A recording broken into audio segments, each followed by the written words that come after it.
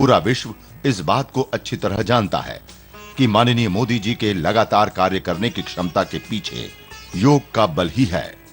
माननीय मोदी जी योग की महत्ता को अच्छी तरह समझते हैं, इसलिए उन्होंने यूनाइटेड नेशन में योग को अंतर्राष्ट्रीय दिवस के रूप में मनाने का प्रस्ताव रखा, जिसका 170 से अधिक देशों ने समर्थन किया, जिसका परिणाम है कि 11 दिसंबर को यूनाइटेड नेशन ने यह ऐलान किया कि आगामी 21 जून 2015 से हर वर्ष अंतर्राष्ट्रीय योग दिवस पूरा विश्व मनाएगा।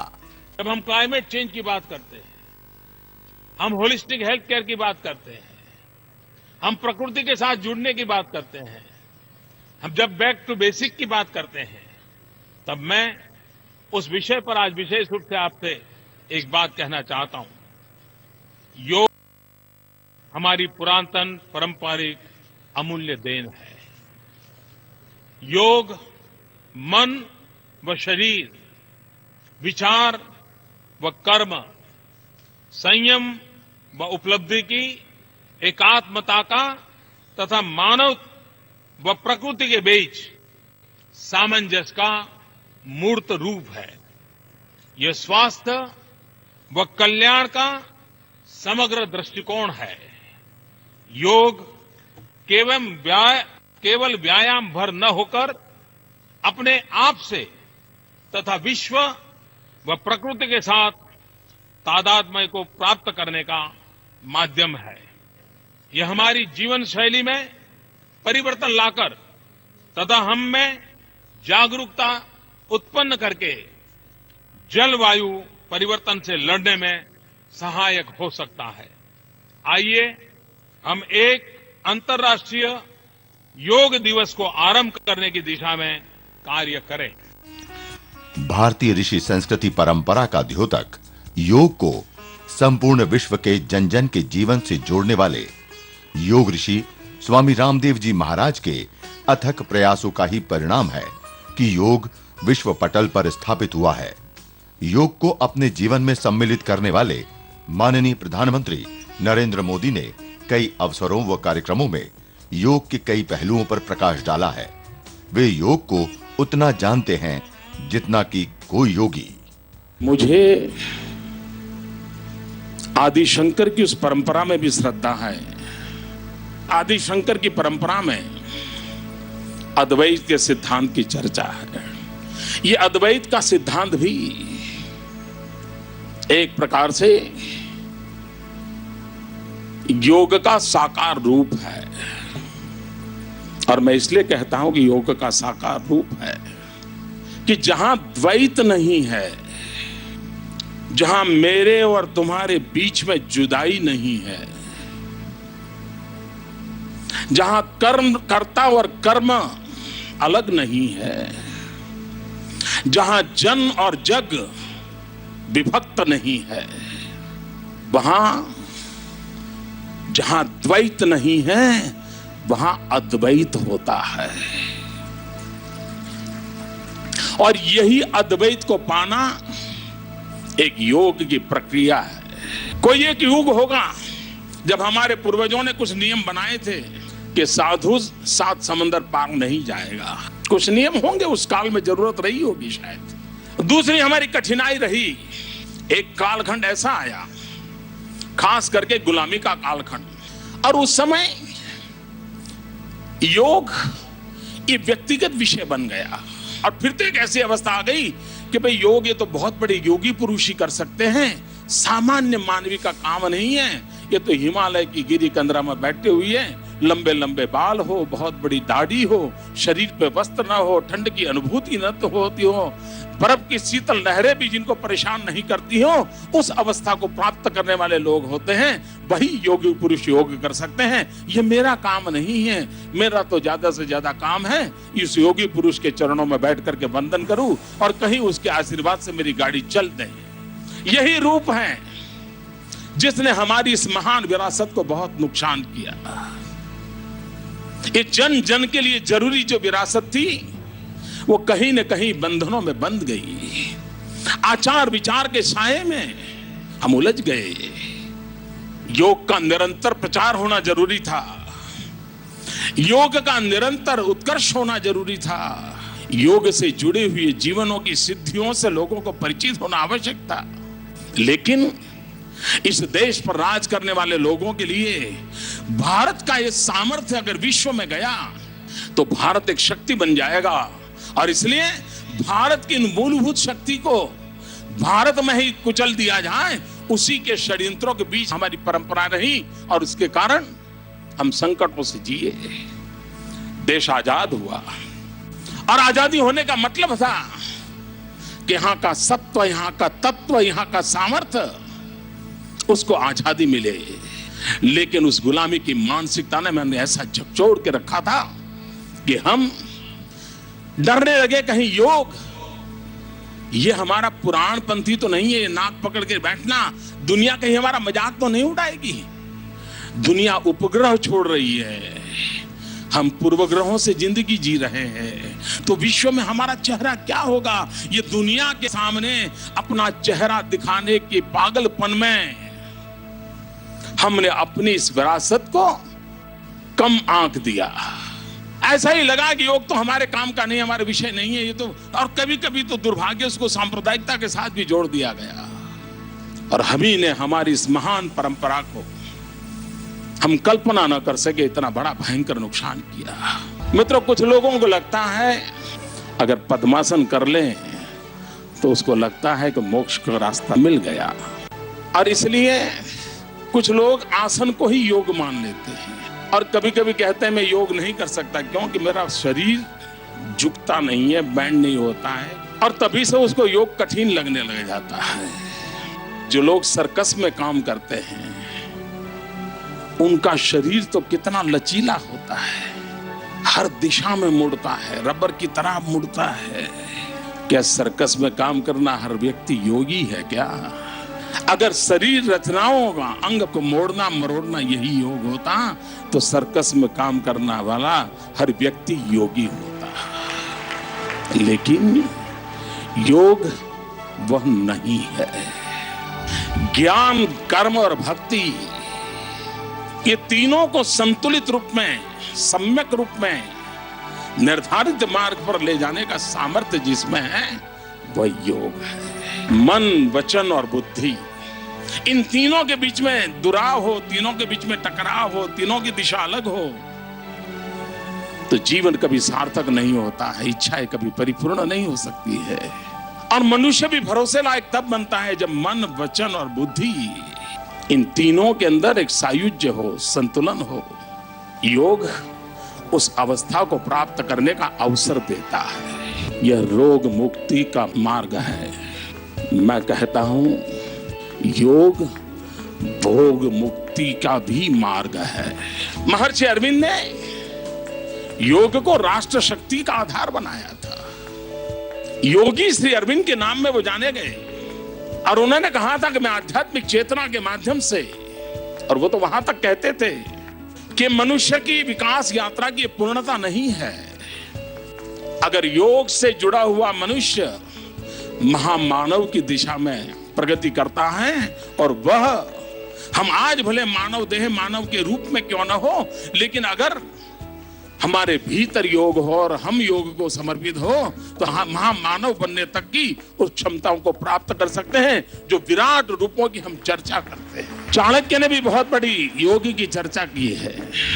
चाणक्य ने कहा, इंद्रियाणाम प्रशम शास्त्रम, इंद्रियों को शांत रखने की शक्ति शास्त्र होती है, मतलब योग होता है जो इंद्रियों को शांत रखता है। चाणक्य ने कहा था, यथा शरीरम तथा ज्ञानम, यथा बुद्धि तथा विभव। तो चाणक्य कहते थे जैसा शरीर वैसा ज्ञान, जैसी बुद्धि वैसा वैभव। मतलब हमारे शास्त्रों में योग के अनेक अलग अलग रूपों की चर्चा हुआ करती है। रामायण काल से इसकी चर्चा ही है और कहा गया है, योगा मन प्रशमनः उपायः, मन को नियंत्रित करके शांत रखने का उपाय ही योग है। और हम सब उद्विग्न अवस्था से जीने से बचने के लिए मुक्ति का जब रास्ता ढूंढते हैं तो हम भी योग की तलाश में चले जाते हैं। हमारे शास्त्रों ने कहा था सवनवत समत्वम योग उच्चते। जहां मन का समत्व होता है, उतार चढ़ाव नहीं है, भाव नहीं है, ठहराव नहीं है, मन का समत्व, इसे योग माना गया।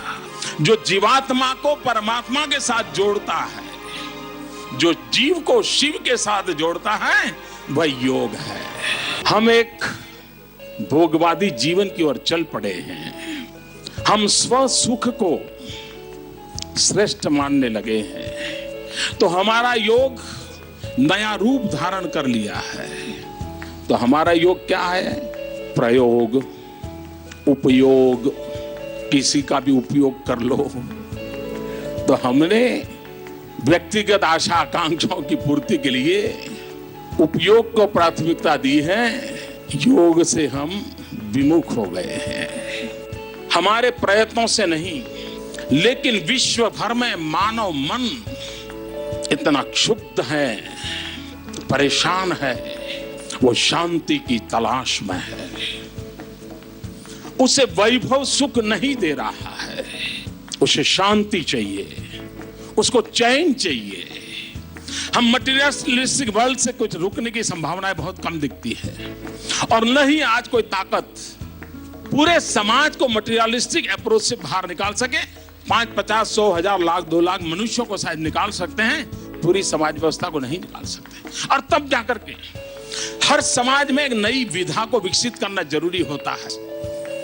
मित्रों, वो दिन दूर नहीं होगा, सारे विश्व में स्कूल हो, कॉलेज हो, व्यापार हो, कारखाना हो, खेती हो, कुछ भी हो, हर एक में स्ट्रेस मैनेजमेंट के एक्सपर्ट्स, एक नया प्रोफेशन आ रहा है।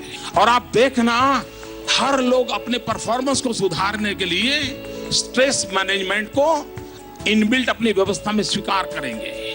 अखबार में भी शाम को एडिटोरियल बोर्ड बैठता होगा, तो वो दिन दूर नहीं होगा कि एडिटोरियल बोर्ड की मीटिंग होने से पहले 10 मिनट योगा प्राणायाम का काम करके, स्ट्रेस मैनेजमेंट करके वो लिखें, वो दिन आएगा। डॉक्टर ऑपरेशन करने से पहले स्ट्रेस मैनेजमेंट का 10 मिनट का अपना प्रयोग करके फिर अपना काम शुरू करेगा, वो दिन आने वाला है।